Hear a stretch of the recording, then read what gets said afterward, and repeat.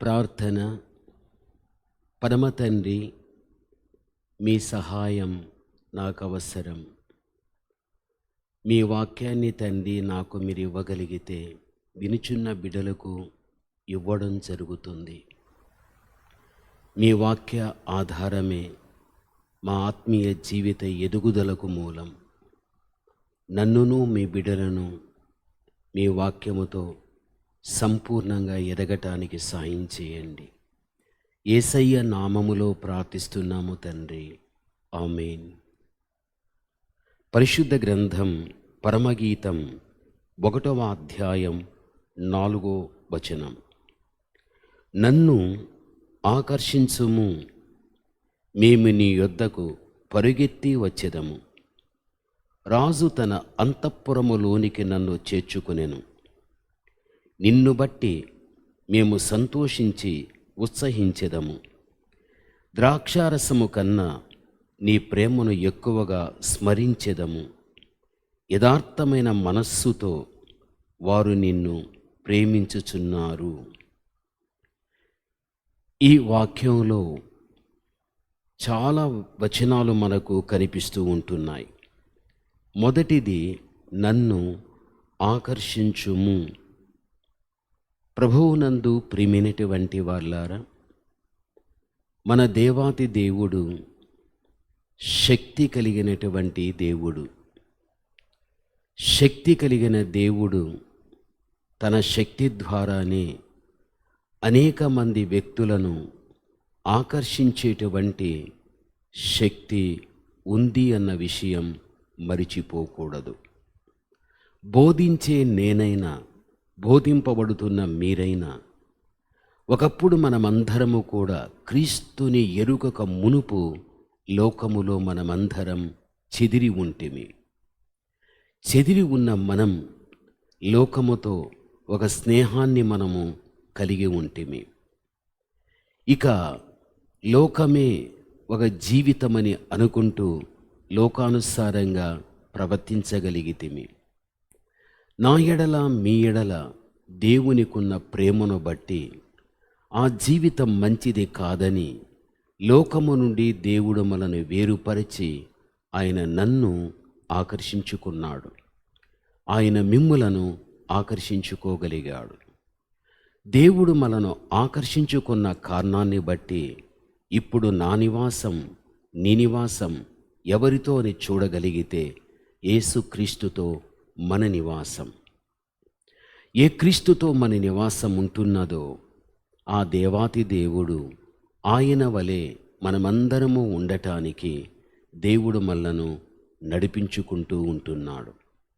ప్రభువునందు ప్రియమైనటువంటి వాళ్ళారా, పరిశుద్ధ గ్రంథం యోహాను సువార్త 4వ అధ్యాయం 39 నుండి 42 వరకు చూడగలిగితే అక్కడ మనకు సమరయ స్త్రీ కనిపిస్తూ ఉంటున్నది. దేవుడు ఆమెను ఆకర్షించగలిగాడు. ఎప్పుడైతే క్రీస్తు ద్వారా ఆకర్షించబడినటువంటి సమరయ స్త్రీలో ఒక గొప్ప మార్పు అనేది రావడము జరిగిందో, వెంటనే ఈమె తన యొక్క గ్రామములోనికి వెళ్ళి తన గ్రామ ప్రజలందరికీ కూడా క్రీస్తు ప్రభువును గురించి చెప్పడము జరిగాది. నా వెనుకటి జీవితాన్ని, ప్రస్తుత జీవితాన్ని ఎవరూ తనకు తెలియపరచకుండానే ఎవరో నా గురించి చెప్పినట్లుగా సమస్తమును చెప్పేయగలిగాడు ఆయన దేవుడు. ఈ విధంగా ఆమె ఎప్పుడైతే తన గ్రామ ప్రజలకు క్రీస్తుని గురించి చెప్పడము జరగగలిగిందో వారందరినీ కూడా క్రీస్తు ప్రభువు దగ్గరికి నడిపించగలిగాది. ఆమె కాకుండా తన గ్రామ ప్రజలందరూ కూడా క్రీస్తు దగ్గరికి రావడం అనగా క్రీస్తు ప్రభువు ద్వారా ఆకర్షించబడినటువంటి ఆ యొక్క గ్రామమంతా కూడా పరిపూర్ణమైన మార్పు కలిగి దేవుని యందు విశ్వాసమును ఉంచగలిగారు.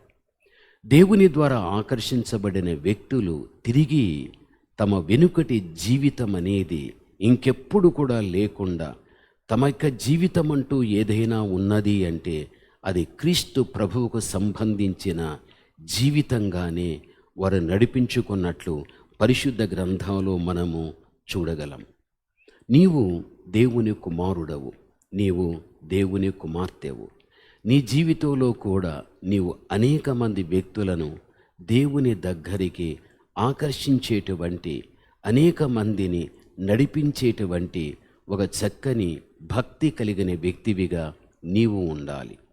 బైబిల్ ఏం చెబుతున్నది అంటే, యెషయా గ్రంథాన్ని మనము చూచినప్పుడు 60వ అధ్యాయం 22లో, వారిలో ఒంటరి అయినవాడు 1000 మంది అగును, ఎన్నిక లేనివాడు బలమైన జనమగును అని వ్రాయబడి ఉంది. అంటే ఒకే ఒక వ్యక్తి 1000 మంది అగుతాడని, అసలుకు ఎన్నిక లేనివాడు ఒక బలమైనటువంటి జనముగా కాగలుగుతాడు అని దైవ వాక్యంలో మనము చూస్తూ ఉంటున్నాం. ఈ వాక్య ఆధారాన్ని బట్టి మనం పరిశుద్ధ గ్రంథంలో చూడగలిగితే, మీరందరూ కూడా యోసేపును ఎరిగి ఉన్న వ్యక్తులే. యోసేపు ఒక్కడే ఐగుప్తునకు పంపబడగలిగాడు. ఒక్కడు ఐగుప్తి దేశానికి వెళ్ళిపోయిన తర్వాత ఆ ఒక్కని ద్వారా 430 సంవత్సరముల తదనంతరం ఆ ఒక్క వ్యక్తికి ఒక బలమైనటువంటి జనం అనేది ఏర్పరచబడగలిగాది. ఆ జనమంతా కూడా చూడగలిగితే, ఐగుప్తిని విడిచిపెట్టి వారు కనానుకు ప్రయాణం అయ్యేటప్పుడు దరిదాపు 20 లక్షలకు పైబడినటువంటి, అనగా దరిదాపు 30 లక్షల వరకు కూడా కనాను వారు చేరుకోగలిగారు. ప్రభువునందు ప్రియమైనటువంటి వాళ్ళారా, బైబిలు వాక్యములో చూస్తే కీర్తన 80వ అధ్యాయం 1వ వచన భాగములో యోసేపు యొక్క ఎముకలు ఒక పెట్టెలో పెట్టబడి మోసుకొని పోబడుచు ఉన్నటువంటి సందర్భములో 1వ వచనములో యోసేపు మందను నడిపించువాడా అనేటువంటి మాట మనకిక్కడ కనపరచబడుచు ఉంటున్నది.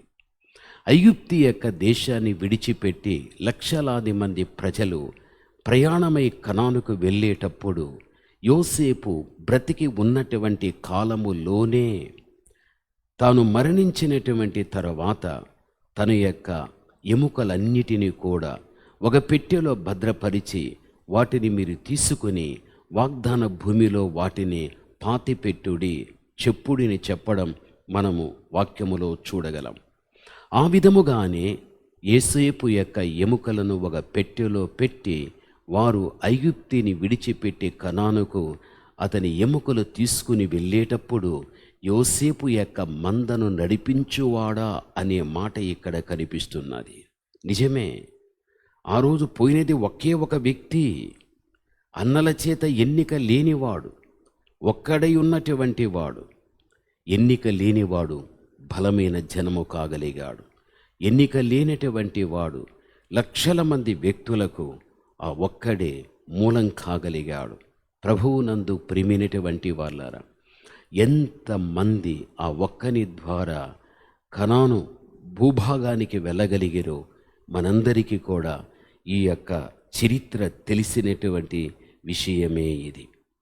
ఈరోజు దేవుని బిడలైన మనం, లోకము యొక్క దృష్టికి మనం నిజముగా ఎన్నిక లేని వారమే. అయినా మనము ఎన్నిక లేని వారమైనప్పటికీ కూడా మనం అనేక మంది వ్యక్తులకు ఒక బలమైనటువంటి జనమునకు మనము మూలమవుతాము అనే మాట మరిచిపోకూడదు. అది ఎలా సాధ్యమవుతుంది? దానియేలు చెప్పాడు కదా, 12వ అధ్యాయం మనం 13వ వచనం, 12వ అధ్యాయం 3వ వచన భాగములో చూడగలిగినట్లయితే, ఎందరైతే దేవుని యొక్క నీతిలో నడవడము జరుగుతుందో వారు నడుస్తూ అనేక మంది వ్యక్తులను ఎప్పుడైతే నడిపించడం అనేది జరగగలుగుతుందో అప్పుడు ఆ వ్యక్తి దేవునిలో నడుస్తూ ఆ వ్యక్తి అనేకులను దేవుని వైపున నడిపించిన వ్యక్తి కాగలిగితే, దేవుని యొక్క మహా గొప్ప కృపను బట్టి ఆ ఒక్క వ్యక్తే అనేక మంది, 100ల మందికైనా లేక 1000 మందికైనా ఒక మూలం కలిగిన వ్యక్తి, ఎన్నిక లేని ఆ వ్యక్తి ఒక రోజున బలమైనటువంటి జనం అనేటువంటి వారు కాగలుగుతారు అని చెప్పడములో సందేహము లేదు. ఈరోజు దేవుని చేత ఏర్పరచబడిన అనేక మంది దైవ సేవకులు ఒక్కరుగానే దేవుని చేత వారు పిలువబడగలిగారు. ఒక్కరే దేవుని పక్షాన వారు ఉండి దేవుని పని చేయగలిగారు. ఆ ఒక్క వ్యక్తే ఎన్ని వేల మంది కాగలుగుతున్నారు. ఎన్నిక లేని ఆ వ్యక్తే ఒక బలమైనటువంటి జనమునకు మూలమవుతూ ఉంటున్నాడు. బైబిల్ మనకు తెలియపరుస్తూ ఉంటున్నది. ఈరోజు కూడా అనేక మందిని దేవుడు ఏర్పరచుకునే వారి ద్వారా కొన్ని వేల మంది, వందల మంది, లక్షల మందిని దేవుడు సిద్ధపరిచినట్లుగా మనం ఇక్కడ చూస్తూ ఉంటున్నాం. ప్రభువునందు ప్రియమైనటువంటి వాళ్ళారా, ఈ రోజున దేవుని బిడ్డలైన మనం అనేకులను ఆకర్షించేటువంటి ఒక చక్కని సత్ప్రవర్తన కలిగిన జీవితం మనలో కూడా ఉండాలి. భూమి మీద యేసుక్రీస్తు ప్రభువు ఉన్నప్పుడు యోహాను సువార్త 11వ అధ్యాయం 47-48 మనము చూడగలిగినట్లయితే బైబిల్ ఏం చెబుతున్నది అంటే, కాబట్టి ప్రధాన యాజకులను పరిసయ్యులను సభను సమకూర్చి, మనమేమి చేయుచున్నాము? ఈ మనుష్యుడు అనేకమైన సూచక క్రియలు చేయుచున్నాడే, మనం ఆయనని ఇలాగో చూచుచూ ఊరకుండిన ఎడల అందరూ ఆయన యందు విశ్వాసముంచెదరు. అప్పుడు రోమియులు వచ్చి మన స్థలమును మన జనమును ఆక్రమించుకొందురని చెప్పిరి అని వ్రాయబడి ఉంటున్నది. ప్రభువునందు ప్రియమైన వాళ్ళరా, ఇక్కడ ప్రధాన యాజకులైన సమరయులైన మహాసభను ఒక స్థలములో వారు సమకూర్చి మనమేం చేయుచూ ఉంటున్నాం? యేసుక్రీస్తు అనేటువంటి వ్యక్తి అనేకమైన అద్భుతమైన కార్యాలు చేస్తున్నాడు. అనేకమైన ఆశ్చర్యకరమైన కార్యాలు చేసేస్తూ ఉంటున్నారు. దీని ద్వారా అనేక మంది వ్యక్తులు ఆయన యందు విశ్వాసం ఉంచుకోగలిగారు. ఈ విధంగా ప్రజలందరూ వారి వైపున వెళ్ళగలిగితే రోమీలు వస్తారు. మన స్థలాలు ఏవైతే ఉంటున్నాయో, మన ప్రజలు ఎవరైతే ఉంటున్నారో వీరందరూ కూడా వీరందరినీ కూడా ఆకర్షించుకోవడం జరిగిపోతుంది అని, దేవుని చేత ఆకర్షించబడేటువంటి వ్యక్తులు ఎవరైతే ఉంటున్నారో వారిని అడ్డగించటానికి ఆ రోజున పరిసయ్యులు కానీ, యాజకులు కానీ, శాస్త్రులు కానీ వీరందరూ కూడా సిద్ధపడినట్లుగా మనం ఇక్కడ చూస్తూ ఉంటున్నాం. ప్రభువునందు ప్రియమైన వారరా, దేవుని చేత ఆకర్షించబడేటువంటి వ్యక్తులు ఎవరైతే ఉంటున్నారో అలాంటి వ్యక్తుల్ని అడ్డుకోవటానికి ఈ రోజు వరకు ఎవడు కానీ భూమి మీద పుట్టలేదు. దేవుని ఆకర్షణ శక్తి చాలా శక్తివంతమైనది. ఎన్ని అడ్డులు వచ్చినా, అభ్యంతరములు కలిగినా వాటన్నిటినీ దాటుకుంటూ ప్రభువు దగ్గరికి రావడం అనేది సత్యం. ఇది వాస్తవమైనటువంటి విషయం. ఈ రోజుల్లో మీరు చూడండి, ప్రభువునందు ప్రియమైన వాళ్ళారా, దేవుడు ఆకర్షించబడిన వ్యక్తులు ఎన్ని ఆటంకాలు వచ్చినప్పటికీ కూడా కుటుంబాలు దాటేస్తున్నారు, సమాజాన్ని దాటేస్తూ ఉంటున్నారు, బంధువర్గాన్ని దాటేస్తూ ఉంటున్నారు. ఇలాగా అడ్డులు ఎన్ని ఉండినా అన్నీ దాటుకుంటూ దేవుని చేత ఆకర్షించబడి దేవునితోనే తమ నివాసాన్ని పెట్టుకున్నటువంటి వారు ఈ రోజుల్లో కూడా ఎంతోమందిని మనము చూస్తూ ఉంటున్నాం. అయితే వారు మహాసభ వారిని అందరినీ కూడా ఒక స్థలములో చేర్చి ఎంతగా దేవుని దగ్గరికి రాకుండా ఉండటానికి వారు అరికట్టినప్పటికీ కూడా బైబిల్ ఏం చెబుతుందో తెలుసా? యోహాను సువార్త 12వ అధ్యాయం 19వ భాగములో మన ప్రయత్నములు ఎలా నిష్ప్రయోజనమైపోయాయో, లోకము ఆయన వెంట వెళ్ళుతూ ఉంది అని వారు చెప్పడం చూస్తూ ఉంటున్నాం. ఎంతమంది ఆయన దగ్గరికి వెళ్ళనివ్వకుండా వీరు అడ్డుపరచబడగలిగారో వారి ప్రయత్నములన్నీ విఫలమైపోయాయి. వారి ప్రయత్నములన్నీ కూడా నిష్ప్రయోజనమైపోయాయి. వాళ్ళే చెప్తూ ఉంటున్నారు, మన ప్రయత్నములన్నీ కూడా నిష్ప్రయోజనమైపోయాయి. లోకం ఆయన వెంటే వెళ్ళిపోతూ ఉంటున్నదే. ప్రభువునందు ప్రియమైన వాళ్ళరా, లోకములో చెదిరి ఉన్న వ్యక్తులు ఆయన వెంట వెళ్ళుతున్నారు అంటే ఆయన ఆకర్షణ శక్తి ఎంత శక్తివంతమైనదో మనం అర్థం చేసుకోవలసిన వ్యక్తులమై మనం ఉంటున్నాం. గమనించవలసినటువంటి విషయం, ప్రభువునందు ప్రియమైనటువంటి వాళ్ళరా, మనమందరము దేవుని ద్వారా ఆకర్షించబడిన వ్యక్తులం.